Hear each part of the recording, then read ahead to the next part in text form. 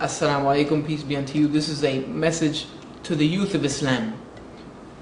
I know that in the society that we live in, you are bombarded from every side, from every means by temptation, by the life of this world, wanting to become full into the life, wanting to be tempted by the things that are put in your face every day through media, through school, through friends, through peer pressure, through music, through all of these things, gangs, drugs, all of this enter into your realm every single day, enticing you away from Islam.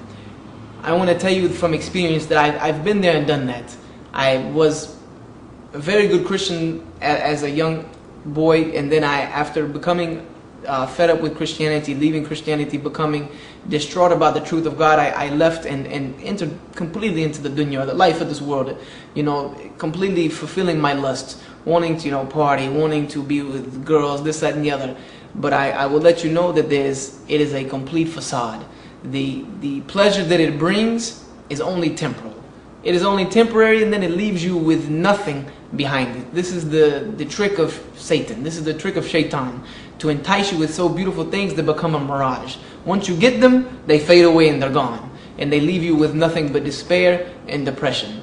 So I would say to the youth to do your best, to try to avoid these things. Use the energy of your youth to try to better yourself and to try to better the world around you through Islam. But young people tell me, but I'm young. Why can't I just party and have fun while I'm young and then practice Islam when I get older? And I ask them, what promise do you have that you're going to reach old age? What promise do you have that you're going to live till tomorrow? What promise do you have that you're going to walk away from me and make it 5 more minutes? We don't know our time. We don't know the qadr or the predestination that Allah has set for us in our life. We don't know where we're going to end up tomorrow. So we are told to always be on guard with this. The Prophet Muhammad, peace be upon him, said, remember death much, for it will bring you fear and closer to Allah. Remember that death is always around the corner. I remember one statement that Ali radiallahu anh said to one of his companions. He told him that you take one step, death takes 2 to catch you. So no matter how far you go, how fast you run, death will always catch you. And then the last, I'm going to leave you with a statement of Prophet Muhammad sallallahu alaihi wasallam, peace and blessing of Allah be upon him. He was talking to one of his companions and he drew 2 lines in the sand. He drew one line and then a little farther he drew another line. He said this farther line is a man's hopes. It is what a man wishes and desires to do with his life. He said this line in front of it is his death. He said verily this line will catch him before he reaches this line.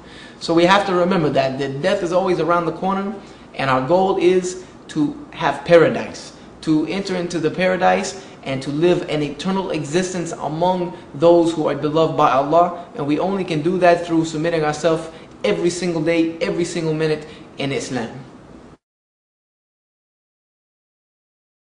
I'm also asked by the youth, how do I ward off, or how do I avoid all of these temptations that I'm faced every day? And I reply to them that all of these temptations, for all of this evil, is only a perversion of what is halal, what is good, by shaitan. Everything that we see that is bad can be replaced very easily with something that is good. For instance, music. We know music with instruments and things like this is haram. You can replace it with halal music. Some anashid with the duff or drum, things of this nature. All of these things can be replaced. All of these things can be put in their proper perspective. For instance, let me use the analogy of Adam and Eve. Adam and Eve were put into paradise, and they were told by Allah not to eat from this one tree. Now, was that the only tree in paradise? No, it was not the only tree in paradise. Paradise was full of trees that they could eat from.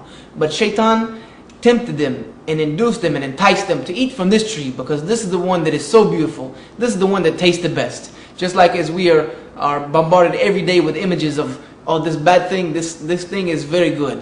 This way of life is very enticing. This way of life is very good for you. And we know for sure that there are many things around us that are just as good, but that are legal and halal by Allah's means. We just have to take a minute, Look around the tree. Look behind the tree. Find all of those other things that are around it that are good. And focus on those things. Instead of just allowing shaitan to focus our vision just on those things that are bad. And my final advice to the youth is going to be using a story that Allah narrates to us in the Quran when Luqman gave advice to his son. He said to his son 10 things, which I call the 10 commandments of Luqman al-Hakim, the wise. He said to his son, he said, "O my son, do not ever commit shirk. Do never associate anything with Allah." This was his greatest commandment to his son. Do not commit shirk. Do not associate anything as a partner with Allah. Stay away from this by all means necessary. For verily, shirk is the worst iniquity. It's the worst evil. He also said to him further, he said, "O my son, Allah will bring all things to light, be they small or be they large. Be they hidden on a rock high above or in the heavens down below. And in their finest details, Allah will reveal them." Oh my son, his second advice was, "Aqim as-salah." Establish salat. Establish regular salat for my remembrance. This was his second commandment to his son. Do not associate partners with Allah and establish regular prayer, regular salah.